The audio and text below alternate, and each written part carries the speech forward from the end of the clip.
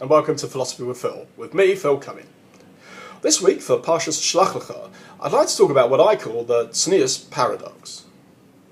Before we do, let's just talk a little bit about Tznius and what it is. Tznius, or Tzniut, depending on your pronunciation, is a Hebrew word that's often translated as meaning modesty. But I don't like that word. It kind of has negative connotations. To me, it's more about dignity, self-respect. It's about how you behave, both in public and in private as well. And it's more than just about your dress and how low cut your top is and so on. It applies to women and to men, and even to kids. It's about behaviour, it's about speech. Yes, it's about what you wear, but it's about how you carry yourself and your attitude towards yourself and those around you. The laws of Tznius in Halach are actually quite sparse, and many of them are quite recent, simply because up until relatively recently, even amongst Gentile, non-Jewish society has set norms of accepted behaviour that have actually been quite high, set the bar quite high. It's only recently, as standards have been slipping, that Judaism has had to raise the bar once again as to what is expected of people. The paradox in Tznius comes a bit like this. We have expectations as to how each of us is supposed to behave. But we also have expectations as to how we're supposed to behave amongst others who aren't behaving in that way. So, perhaps someone is talking Lashon Hara to you, or talking, a delicate subject here, talking in shul at a time when they're not supposed to talk in shul. There are ways in which you're supposed to respond to that. And there are right and wrong ways. Included in those right and wrong ways is how perhaps you might rebuke that person. And trust me, it's not something that's very easy to do, and certainly something that Halacha would advocate against if there's any chance, as there often is, of it backfiring. But there are ways that you are expected to respond, and your response, you are judged on your response, just as much as the person who is behaving or misbehaving in the way they should or shouldn't be behaving. People struggle with that paradox so much because they feel the need to correct that other person, when in fact it's them that needs to work on how they respond. And as I say, there are correct responses and appropriate responses, and there are inappropriate responses as well. Parshas Shelach. I want to show how this is reflected in this week's Sedra. If we look at Numbers, Bamidbar, chapter 13, 1-3, verses 18 and 19. And just to put you in the picture, Moses is instructing spies who are about to go and scope out the land of Israel. The people are just about to enter, and they've agreed that before they do, they're going to send out some spies just to check out what the inhabitants of the land are like. And Moses says to the spies like this. Verse 18. Erisam es Mahi. Go and see the land, and what is it? Besam, and the people are Yoshev Aleha that dwell there. Chazakhu Harofer.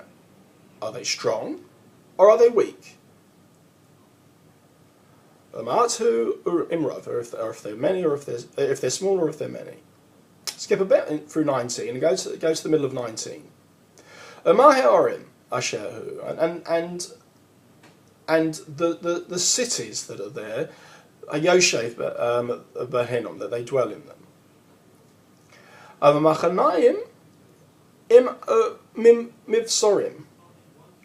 Are they encampments, like tents, ramshackle tents spotted around, or are they in fortified cities? Rashi picks up on this, and he says, hang on a minute, that seems counterintuitive if we match those two verses up. Let's look again. Verse 18, Moses says, are they strong, or are they weak? And yet in the second verse, in verse 19, he says, do they live in ramshackle encampments, or do they live in fortified cities? Rashi says, hang on a minute, the strong people wouldn't live in ramshackle tents. Surely they're the ones that are in the fortified cities. It's the weak ones that are easy to conquer. Those are the ones that are in the sprawling tents with no defences. Rashi says no. Life's different to that. Those that are strong inside that are certain of themselves, are confident within themselves. They're the ones that live in the ramshackle tents. It's the weak ones that have much to fear.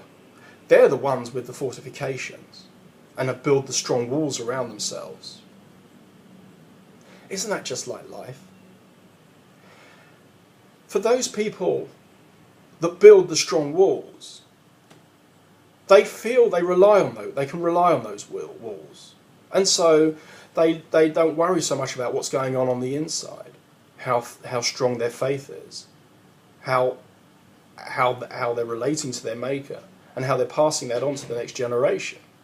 It's easy to build walls. You just ban things. You just stop things from happening. But to actually live in ramshackle tents means that you've got to be much more self-assured in your relationship with God and with your other people. Now, I'm not saying that one lives a life of strong walls, but I don't think either one of those approaches, actually, to be honest, is the right approach. I think you need both.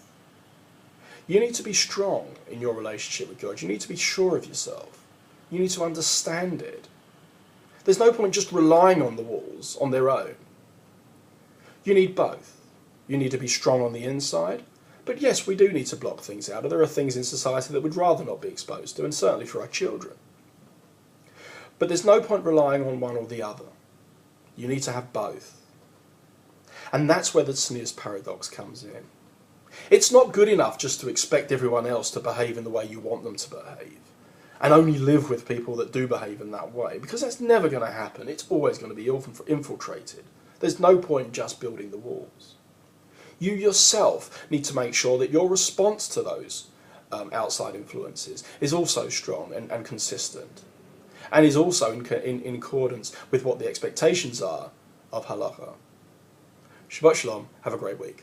Bye.